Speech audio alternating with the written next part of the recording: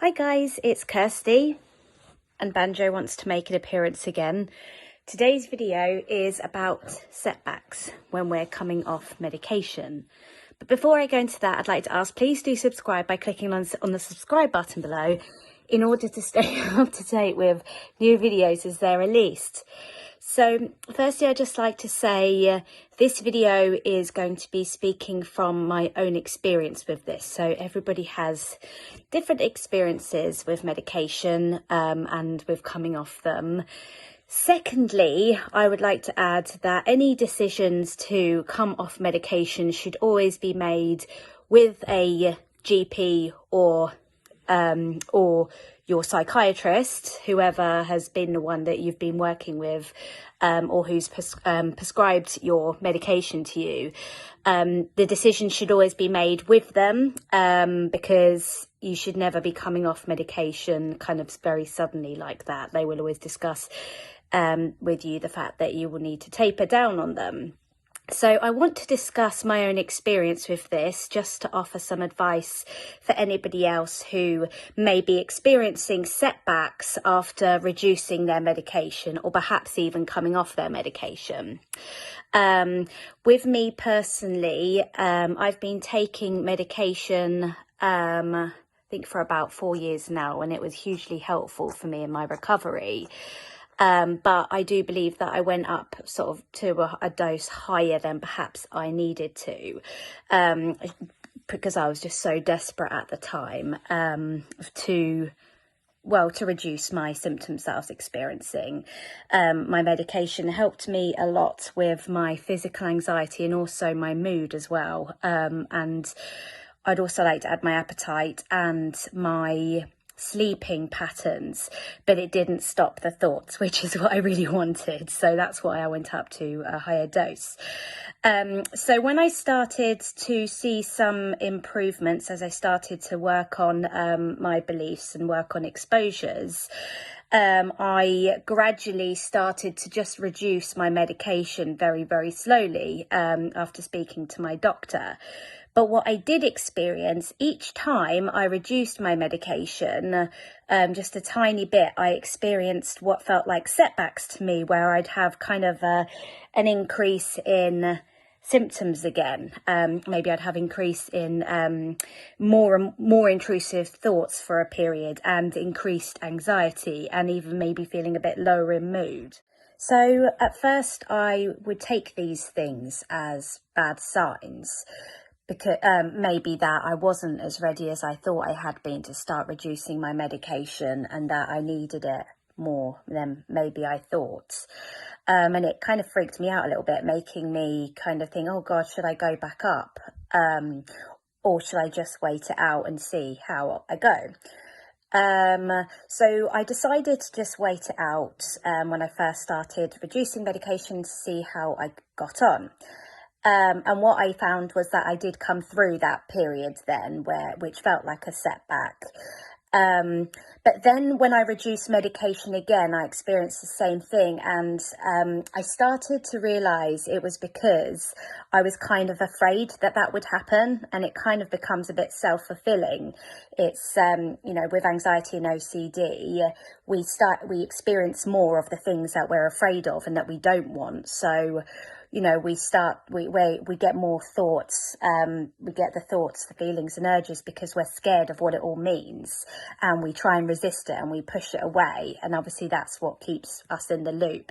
So I started to realise that actually what felt like setbacks as I was kind of trying to reduce my medication was actually an indication that what I was experiencing was what comes from when you have a fear of fear. So essentially I was still holding on to fears of anxiety and going backwards. And so I would kind of expect it almost when I was coming off medication, because I was nervous about it.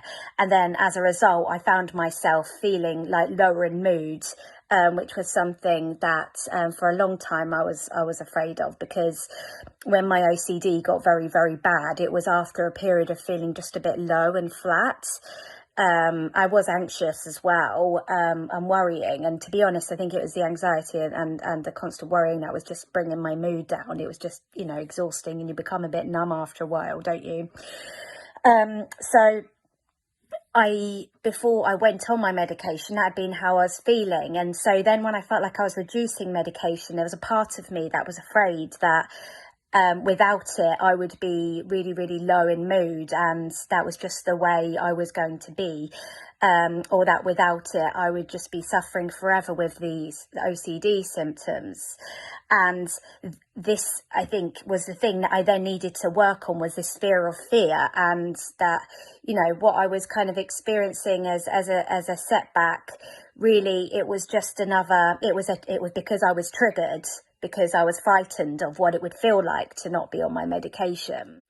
So this doesn't apply for everyone, because we're all different. So I think that what we experience when we are reducing medication, if you're concerned, it's good to chat through it with your doctor. But what I found was useful for me was just leaving it for a bit and seeing how I went with it, rather than kind of doing just a quick snap reaction, because unfortunately, I think that's kind of what we end up doing when we do our compulsions is, it's a quick reaction to the immediate feeling of discomfort, where if we were able to just wait it out just for a little bit and see how we go, as long as we've, followed the doctor's instructions precisely, then we can wait just a bit to see how we go with it, rather than just, immediately, oh, I'm feeling a bit anxious today, let's give the doctor a call straight away. It might be that, give it a couple of days, see how you feel, sit with it for a little bit. But, this is what worked for me, was just giving it a bit of time. What I will say is that I did go through a period where I felt particularly low mood, I think a couple of years ago now, after I'd reduced my medication again. And I got concerned, and I spoke to the doctor, and I ended up raising it again. But actually, I feel like that was a slightly snap reaction, because I got frightened that I was going to go backwards. And we don't want to be doing snap reactions. It's good to sort of just leave it, see how you go for a little bit. There's nothing wrong with having a dialogue with the doctor. But it doesn't mean just because you experience a period of feeling a bit more anxious for a bit, it doesn't mean that you need to raise your medication again immediately afterwards. It just might be that you have a fear of fear, the same as I did, and in which case then we can work on the irrational beliefs surrounding this. So in this situation, the irrational belief would be that we couldn't stand to go back to the way we were, or we couldn't stand to feel anxious again, or couldn't stand to live with lower mood again. And so we want to start working on convincing our brains that of course we can stand it. I've stood it before, been there before, made it through each day, so I can stand it again. I can go through this period where my body and my mind are adjusting to sort of the changes that might be taking place after reducing medication. We want to bring down the awfulizing of our anxiety or perhaps lower mood symptoms. Bring down the catastrophizing that it's so awful, so that we can sit with it just for a bit longer and see what happens with it, rather than kind of making snap reactions and panicking about it.